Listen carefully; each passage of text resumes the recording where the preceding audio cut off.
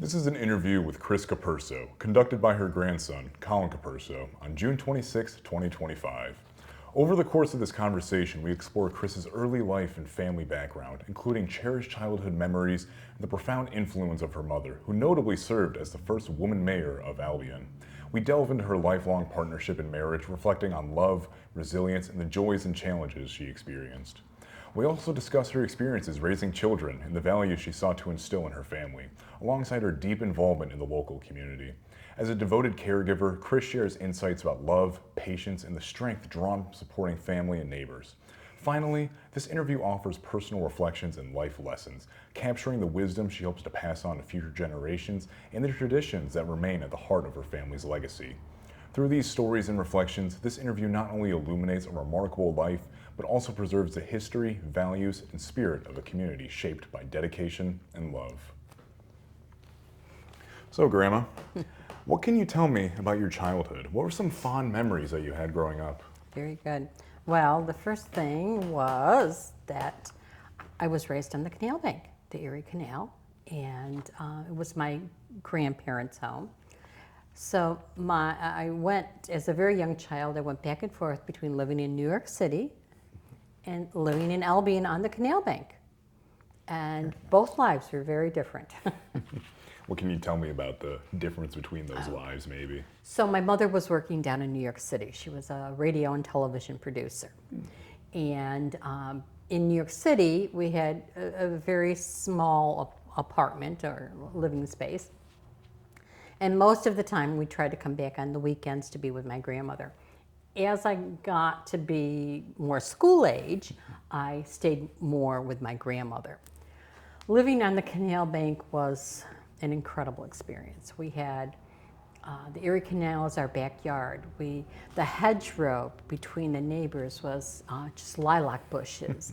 The streets were filled with children. I mean, every night we would go out and play until it got too dark. We were called on. It was an incredible childhood. And during the summer, during summer vacations, we would travel. So quite often, as a child, I didn't have much time with my schoolmates after school and things, or after the summer vacation, because we were traveling. Very nice. And then maybe perhaps more rooted in the canal house, so to speak. What was the home like, or life like, when you were a child? What kind of things did your family value the most? Any experiences you may have had during that period of time? Okay. So my grandfather was a judge and a lawyer. My grandmother was a teacher. And they had lived in many homes around the Albion area. But this home that I'm talking about on Bank Street was a Barlow home. And the same architect that built the courthouse. So in our house, it was very large, and it stood out. There were 3 stories to it. And on the top was, sometimes they called it a widow's watch. Sometimes it was referred to as the attic or the cupola. And there was a winding staircase that was made out of cherry wood. That cherry wood supposedly was from that property. There was a cherry orchard on that property at one time. They saved some of it, and they used the spindles and made this 3-story winding staircase all the way up through to the cupola. Wow. So the house was a collection of both my mother's and my grandparents' items, and a lot of it was cherry wood. There was some walnut. My grandfather had his law desk. That was just a drop-down desk. We still have it, and it stood on its own in the middle of the living room. Not too many people got to go into it, but when we did, there was all sorts of things to explore. So it wasn't against the wall or anything, just well, in the middle? It was against the wall, but it was such a big piece. You just knew it had dominance over the room. Yeah. And later, much later, his law office moved from the downtown area into one of the back rooms of this house. So, but the house had a mixture of antiques, some things that were from my grandmother's family, my grandfather's family, things that my mother had collected, and they were collectors. And we had a back porch. We had an upstairs back porch. Every night we'd go out and watch the boats. But what I remembered a lot about that, it is, and every May, there was spring cleaning, top to bottom. And that usually meant the attic too. And the attic had things that were stored from way generations before.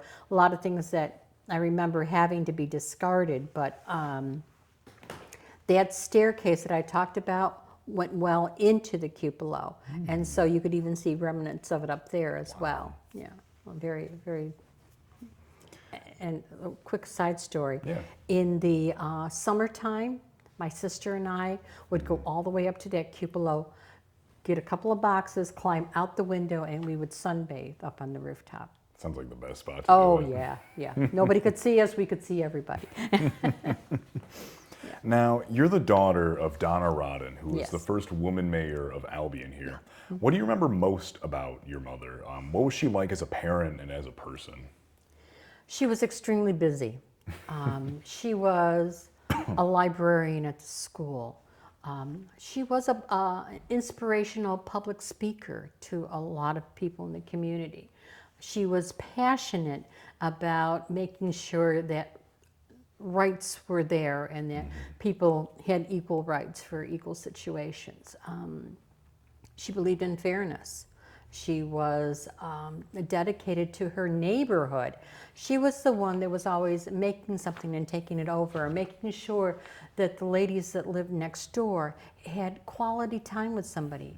And our two neighbors were this is again as I'm a teenager, were well until their 90s at that point. And they had lived there and they'd watched her grow up there as well. But she took care of them, all of them. She made sure that everybody that came into the house was welcomed. She would put on the biggest parties, the most glamorous Christmas affairs for everybody, not, just for a single group. She'd have people from the church and people from the community and people from school and Bring them all come together. That was a place to come That's together. amazing. And regarding her political career as the first woman mayor in town, what was that like on your end, being on the opposite end and kind of seeing her go through that with her life? Did it affect your view of women in leadership perhaps, or how did that influence you in any ways? So it goes back beyond or before the time that she became mayor. She was already doing a program called Experiment in International Living. And this was a program similar to like we have in schools where we have foreign students come and stay with family. Only this was for adults.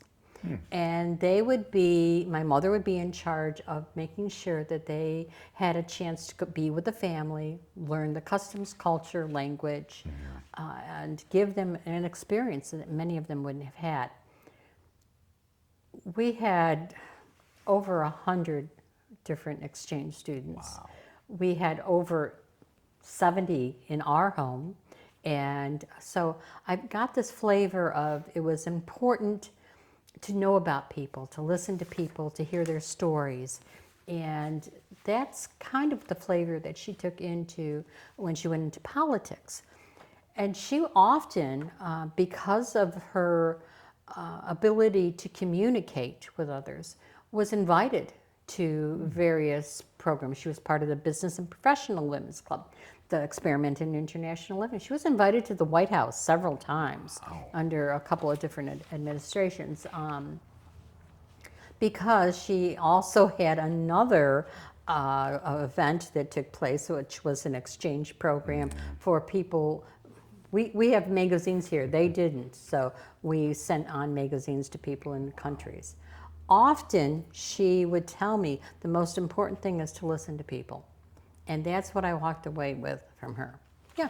Sounds like she led an incredible career. Yes, and it was, I held, my oldest son, your father, held the Bible that my grandfather used as a judge, yes, as she was sworn in. Yeah. I didn't know that Yeah, either. yeah. Yeah, for those watching, this is also a little walk through my own family history and certain things that I'm learning along the way as well. And Regarding my grandfather, your late husband, Al Capurso, you've been married to him for the majority of your life before he passed away. How did you meet him? What drew you towards him? Well, we were in school together, and as it happened to be, we were doing a community play. It was a group called TOPA, Theater of Performing Arts. My mother was the director. She did that for many years as well. Your grandpa got the role. We were doing this show called Carousel, and he had the role of the bad boy, and I had the role of the bad girl. And so that kind of got matched because we were both not so, funny in the play. But because we had attended and we were in the cast together, we had many cast parties, and sure enough, one night I got asked out. And I think that just started the whole thing. It's amazing. But yes. And together, what were some of your favorite things to do together, whether it be early or later in your relationship? So we were, like you said, married 50, we had been together 55 years. And during that time, I think some of our favorite times were traveling. And in those early days, basically what we did was camp. So we'd go all across the United States, different states, several of them. We'd go to many different places within New York State, always trying to culturally try the food out or, see what was different. Definitely we're into some of the museums, a lot to do with music. Oh, yeah. Grandpa was big into music, so he learned, and he'd practice in the evening, and yes, those were just great memories. And our family, we used to own a cabin up in the Adirondacks. What can Yeah. you tell me about maybe those vacations and getting that place and Sure. cultivating it? Yeah.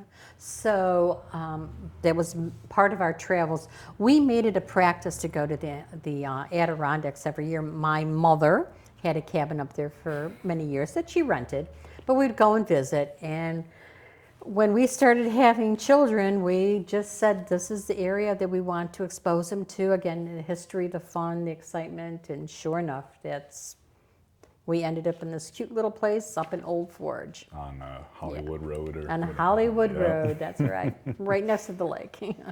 And then regarding the longevity of your relationship, what advice would you give for a lasting marriage and keeping it long and fulfilling? It takes practice. You have to learn each other. You have to ask questions. You have to have a respect for each other. There was always, if we were too tired, too hot, let's talk later. Cool off, come back Yep. to it later. Yep, exactly. And making concessions and sacrifices for the other person. Yeah, so I think that part of it was when we were first married, your grandpa wanted to go back to school and finish up his BSW program. So I worked full time and was taking care of the kids so he could do that. Yeah. But in return, he helped me out through some of the programs that I went through, which was more of a medical-based program. But yeah, it was giving back and forth. It's beautiful. Yeah.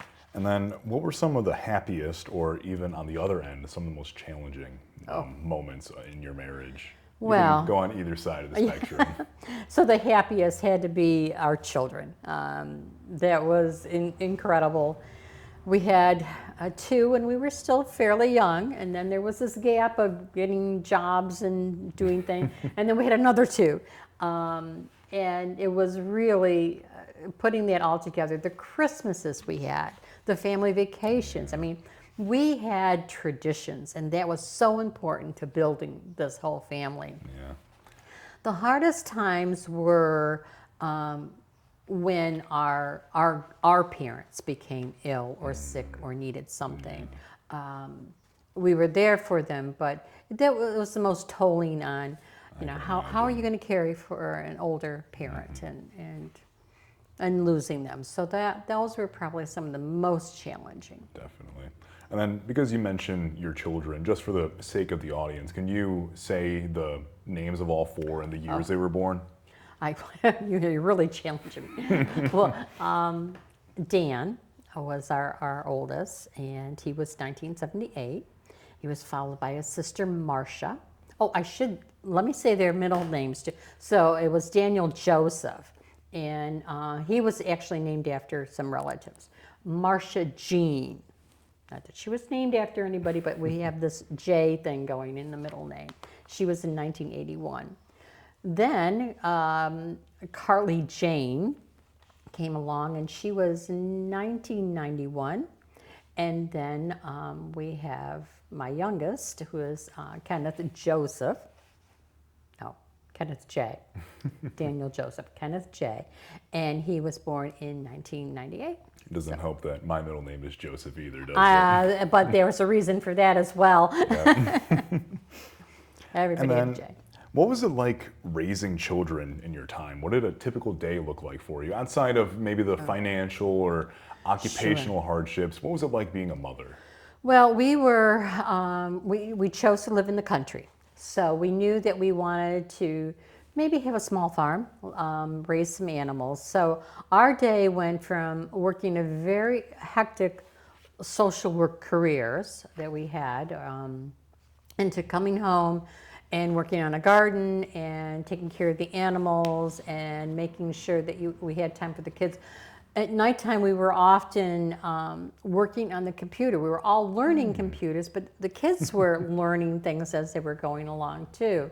And homework, I mean, it was so important to us to have some routines. And that's, I think, how we survived too, is to make sure we had a little bit of time for everything. Gotcha. And then kind of in that same realm, what kind of values did you hope to pass on to your children? You mentioned these traditions of these big, lavish Christmases and going on vacations. How does that play into the hopes and values that you try to instill within them? What we really wanted them to see through those holiday events and the traveling was being together and making sure that no matter how busy things get, you need to connect. You always need to make sure that if something was going on, you at least had a family member to talk to. Very, very important. And then, were there any moments that really stood out to you from when your kids were growing up? Maybe it could be a funny memory of them maybe stubbing their toe or something, or any accomplishments they may have achieved in their life. They all had different things that they were regretting. Your dad had just learned how to drive a car, and he was told not to take friends home from school, and that was just a safety thing until he got to be a seasoned driver. Well, there was this one day that he felt really bad for one of his friends. Got very hot out, so he drove his friends home, and the car conked out. Now, we didn't have cell phones back then, so he had to run like a mile to the closest house to give us a call to come out and get him, and then admit that he had done something he wasn't supposed to do. So that one kind of stands out, but it showed us that, again, he values people, and that was important. Are there any other memories of my aunts and uncles that are in a similar realm? Marcia was our traveler. Marcia, in fact, went to Puerto Rico when she was in college. She studied a full semester there. And this was a young lady that knew a little bit of Spanish, but when she got there, everybody, that's all they spoke. Yeah. And the second week, she wanted to come home. And I was like, give it one more week. Just if you tell me after a week. Well, her friends rallied around her, and the next week she called saying, I'm staying. That's amazing. Yeah. Carly was, she drew in the most amount of friends. She always had people around her. And I remember just come to home and you were never sure if you're going to have 1, 2, or 5 different friends there.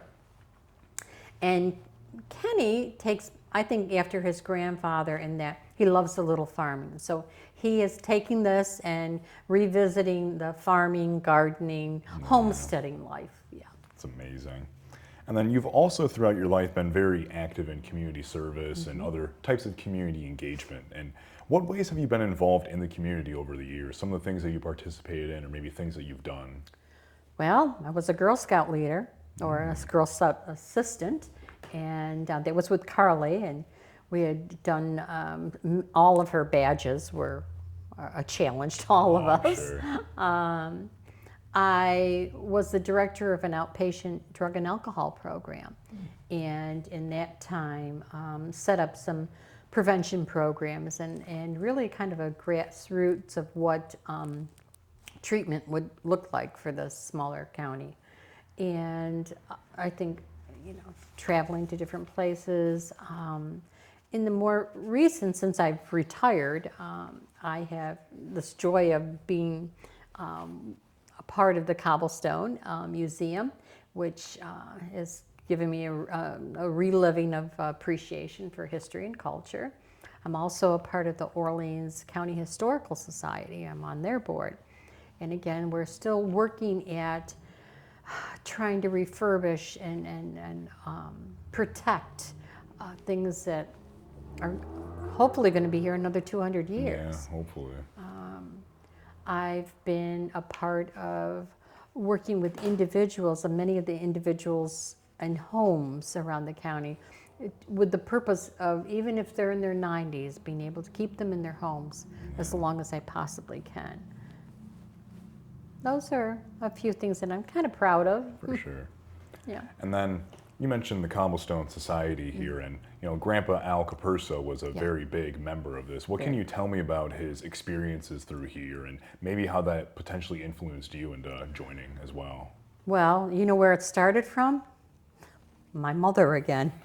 My mother was a part of the Cobblestone, and she helped kind of set up that gift shop initially. Oh, she loved it. So when we moved back into the area, Marcia was probably about 6 months old, and my mother said, the Cobblestone is having an event. We're going to be making a calendar, and that calendar is going to have babies and children in it. Well, Aunt Marcia's on that. It goes back until 1981. But she started, and she kind of got us excited, and she was always, mentioning new things. And then Grandpa sat on the board of the Cobblestone. He was also the the historian for the town of Gaines for quite a while, and he just every night you could see him, even physically, he wasn't able to walk a lot. He was studying, he was learning, and that's what really kept him going. I have a lot of memories of him just sitting at the desk with a yes. little desk light there, pondering over a bunch of documents and stuff And like that that. was my grandfather's desk that he sat at, Okay. Yeah. And then, as a town historian and as part of the museum, and he was once president of the Orleans County Historical Association. Right. He's had numerous accomplishments in this area. What are some of the historical findings or preservation efforts that he's done in this area? He named quite a few creeks, or made sure that they had names, like Proctor Brook, which goes through the museum. There's several of them around. He wanted to make sure that creeks and things stood out in this area. There's so many things. He made sure again that people knew that the history was just as important as the future.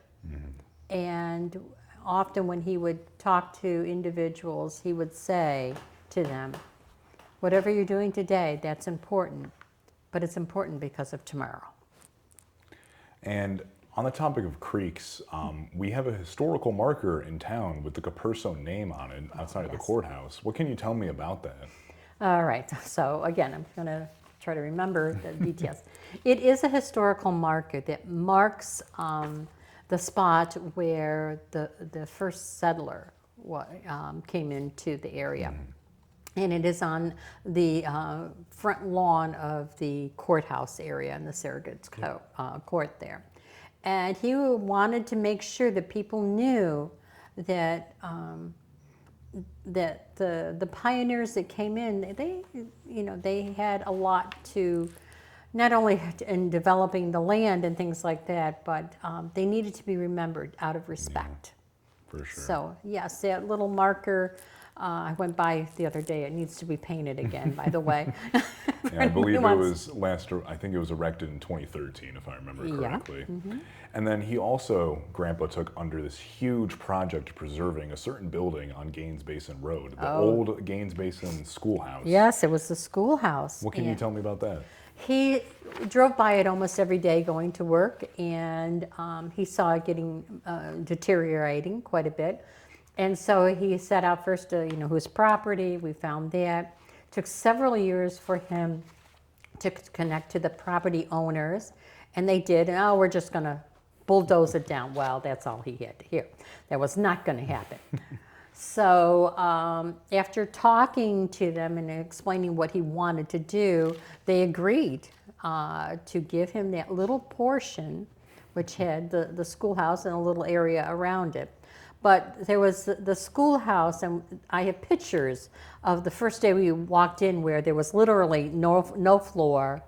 What there was a blackboard hanging on the wall, an old school desk, which has been refurbished to be there in the schoolhouse now. But he had this vision of what it was going to look like, and it was going to be a meeting place for the Orleans County Historical Society. So they, would have a regular place instead of having to rent out places, and that it would be a place where people could come for history and to learn. And he saw most of it all the way through. There's also a little cabin in the back, and that little cabin was moved there from Albion and from, I think it was Linwood Avenue area. And it was originally put up by the Boy Scouts as a project, but he thought it would be a nice addition. Again, pioneers lived in log cabins. This was not going to stay in its original place and get any kind of notice, so we actually moved it over there piece by piece and put it in place. And then with Bill Lanton's help, we were able to, look at things like even the color of the wooden structure that's painted was as close to what we could find during the time that the children lived there. Authentic, so to speak. Yep. And we, at the open house, they had a few of the children, at least one or two of the children that went to school there. Wow. Yep. Including a man by the name of Ted Srzinski. Who will later be interviewed by us as well. And one thing to note as well, just for our audience, is that the Gaines Basin Schoolhouse is the oldest documented cobblestone building in Orleans County. So it was a huge preservation effort. Regarding the town of Albion and Gaines, and generally just Orleans County as a whole, how do you think the town has changed since when you were a young girl? Tremendously. When I was a young girl, that Erie Canal was sometimes lined up with yachts and boats going up and down it. You don't really see anymore.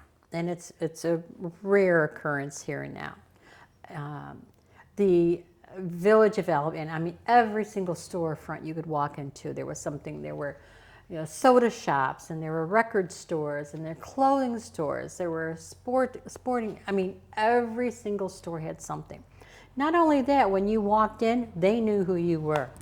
Everybody was on a first name basis. And we would often, be able to go in and sneak a soda pop or grab a piece of candy, or, but they would know. And they would also know if you were due home too. So, but the whole Albion downtown area, they were proud of who they were, and they stuck together. And if one home owner of a store was having a hard time, somebody else would come in. There were places to eat downtown. Which is weird to think about nowadays, considering Yeah, that it's very downtown empty. is not really well populated anymore. No, it's very, very empty. Would you say that over time that kind of sense of community together is kind of dissipated a little bit and isn't really as prevalent anymore? Yeah, it is definitely a time now where people don't know each other as well. They don't stay connected as well. You're not going to the corner shop to talk to your friend and, communicate about what's happening. It was also, during those times, there were ways of resolving problems because you had everybody's ear. And we just don't have that. And I think that even though I was away for a period of time, when I came back, I noticed already that businesses didn't seem to want to be in the downtown. They were worried about, not getting the business, not getting the... When my mother was mayor, she had a way of attracting businesses. I don't know that it would work today, but I don't think that we should just give up and let it go by the wayside. Yeah, definitely. And then in your later years, you've been very involved in caregiving and other types of family support, and you've cared for various older members of the community over these years. And what has that experience been like? And I think that some of that desire to do that came from helping Grandpa through his end of life years. And I started thinking that could be a person that at least you could go in and talk to and maybe do a few things to be helpful. I've been very lucky, very rich to help several people, many of them over the age of 90. I had a woman that was 98 years old who was a Holocaust survivor. And it might take me an hour or two to make her lunch and clean up a little bit, but the next 2 or 3 hours would be sitting and listening to her story and helping her remember things. Yeah. I currently work with a 93-year-old veteran that was in World War II. And he will bring out his uniform and talk about that. But I also keep a watchful eye to see if there's anything medically or physically that they need, or make sure that they're cared for. I love it. And I think anytime you love doing something, anytime you have a passion to Very do something, fulfilling. it comes naturally. Yeah. So this was something that I maybe drifted into because of Grandpa's health issues, but later became a very important part of me. And Yeah. arguably the most fulfilling aspect is probably hearing those stories they Oh, tell. and definitely. The these story. things that will be lost to history one day, but the very local and Right. public kind of aspect of it. I also learned that with going into their homes, each one of them threw their own furnishings, and the woman who was from the Holocaust, the story she had about each piece of furniture. With my veteran that I'm working with, he can tell me where everything came from. There was a story to everything that they have in their house. Which is just incredible to look Yes. at. And through this experience, what have you learned about love, patience, and resilience through caregiving for these people? You have to have it. Love is, there's so many different kinds of love is what I found out. And it comes out in so many different ways. And it's more about what you do and what you see than a feeling. I think a feeling is part of that, but love is your actions, and it grows very rapidly. It's amazing. And with caregiving, how has that shaped perhaps your outlook on aging, family, and community? Thinking about how you, in a way, got involved due to Grandpa's health issues, like how has that influenced your thinking and understanding through this process that you've gone through? So I think that we can have an appreciation for life, and I think I've always had that. With growing up and the different jobs, I've always had an appreciation. I've always realized that time is very limited. But I think what I've learned is that you need just to have the patience of not scolding yourself, I'll put it that way. Oh, I forgot this. There's so many things I could say, oh, I didn't do this today, I didn't do that. And I've come to learn through these folks that I've worked with and everything else I've done is that you have to go through and you have to say, what did I do good today? What did I learn today? Where have I been today? And be grateful for that, because that's really what it's about. It's about what you're doing. Definitely. And then reflecting on your life and the things that you've accomplished, what are some of the accomplishments in your life that you're most proud of? The things that you've achieved or the things you've created? Ooh, well, a lot of the projects that Grandpa and I did together, the marker at the front lawn of the courthouse, the schoolhouse, those are all things that we really did together that I'm very, very proud of. My family, yeah, that's really a big part of it. And what are some of the biggest lessons that life has taught you throughout raising kids, going through a over 50-year marriage, and being part of all these community service-oriented things? What have you learned, and what has life taught you along the way? To be patient again. You have to be patient with yourself, with other people. Communication is a big part of it. When we communicate, we can't just make assumptions. We'll be, oh, they should know what I'm thinking, or they should, Yeah. they've been here, they should know that. No, you have to be very, very clear, very, attention to detail is important, but I think more of the sharing of the story is just as important.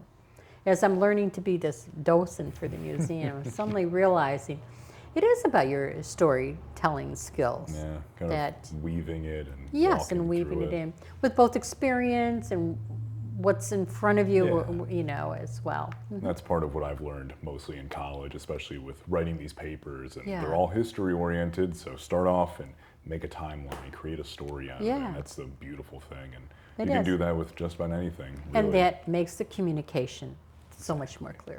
Yes. And then, kind of a funny question that I wanted to throw in here Oh. for you is, if you could go back and talk to your younger self, what would you say to her? Oh dear. I would say be patient because I wasn't a patient person. I would say don't take things so seriously. Things are going to change. Places are going to change. That's all an important part of going through life. Yeah. Yeah. Knowing that it's never static, it's an ever dynamic and changing process. absolutely. And we all go through different phases of our lives Yep. and become who we are today. And kind of back in the family sense, what are some traditions or stories or any anecdotes and things that you hope to continue to carry forward with our family, with future generations? One of the things that I was going through and giving a tour, and I'm constantly reminded of something my grandmother said, which is, I don't know if it was an Amish saying or just something that has come up through the years, but she always said, learn to use what you have got and you can do with what you have not. And so as I think of the cobblestones, I'm thinking of the resources that they had. And that came true when I'm stuck on something and it's, what am I going to do to get through this? Learn to use what you've got. Look around, see what you have first, and then you move on from there. That's beautiful. And then kind of in that realm of future generation stuff, what do you hope that future generations will remember about you and your legacy and the family? Well, that's a good question. I need to ask my grandchildren about that. I think I want them to know or to remember that family is love. That whether we see each other every day or once a year, that there's still got to be that connection. Definitely. Yeah. That essentially concludes the questions that I have drafted for you. So I'll kind of open up the floor. Are there any stories or any memories that you want to share of Grandpa Al Capurso or Great Grandma Donna Rodden, anyone in the family, or anything that you have throughout your life that you'd like to include? Well, there's a couple of funny things that I will share. First of all, it was your great-grandfather Capurso that taught my mother how to drive a car. She didn't learn how to drive the car until she was well into her 50s. Wow. Yeah, never had a need to because New her York City. mother would drive her around to every place she needed to go. So that was a little key. I also heard you say you're going to be interviewing Ted Straczynski. Yes. And Ted married a woman by the name of Cherry Dean, and she grew up in the house that we live in currently, and that you kids came to every year for holidays and things. Yeah. So there was a kind of a tie-in to the community, and that house was also a part of the Palmer farm, and I understand Mrs. Palmer had an incredible flower garden that people would come around to from all over the place to see these beautiful flowers. And there's some lilies and lupins and things like that are still there, that every time I go out to see them, that was Mrs. Little Palmer's. reminder. Yes, yeah. Yeah. What else? As I'm thinking about it with Grandpa Al Capurso, and because I read it recently in the Hub, the big fish. What can you tell me about goodness. that? Well, it was part of our homesteading years, and he saw the industry kind of growing, but people would fish, but that's all they would do. So he wanted to bring he wanted to elevate it, the fishing community. So he wanted to make sure that the streams and waterways were kept clean. So he was a part of that project. And then he said, we need to make this a family affair. Let's bring in whole families. So we started doing that. We started this little bait and tackle shop in our solar room. Well, he had read an old article about this fish that was made as a project that was made out of fiberglass and steel, and he went to look for it. And he found it. And he asked if he could buy it. Well, they weren't sure. We bidded, and we won the bid. And every year since then, it sat in the front yard. I'm thinking it was out there probably a good 10 years or so. Yeah, I but remember every it there. year, it would get a different color. Yes. So, or it would look different. One year we had a white body with polka dots on it. Another year it would be bright green or bright orange. The year that your Aunt Carly graduated, they took it on as a mascot, and we actually had them painted under a tent, and they took it to the school. That was kind of their senior gig thing too. And they had the big fish out in front. And so many years after that, we'd have the fish out front, but the shop had closed down. And people would stop and say, where's the tackle shop? And we'd have to explain. We'd have pizza drivers coming by, and they said to look for the big fish, and that would be our marker. And I'd say, go north, go south. So that fish became kind of a symbol in the middle of the like county. A staple of your house. Now, if you take a picture of the map of Orleans County and you did a crisscross, you would find us almost in the center of that crisscross where the big fish was. Amazing. Yeah. And then are there any other stories or any memories that you'd like to share about your life, the people within it? An incredible life, many wonderful people. And things are just going to keep growing. Definitely. Yeah. Well, that about concludes our interview. So Okay. thank you so much for joining Yay. us. It was an absolute pleasure to have you, you. Grandma.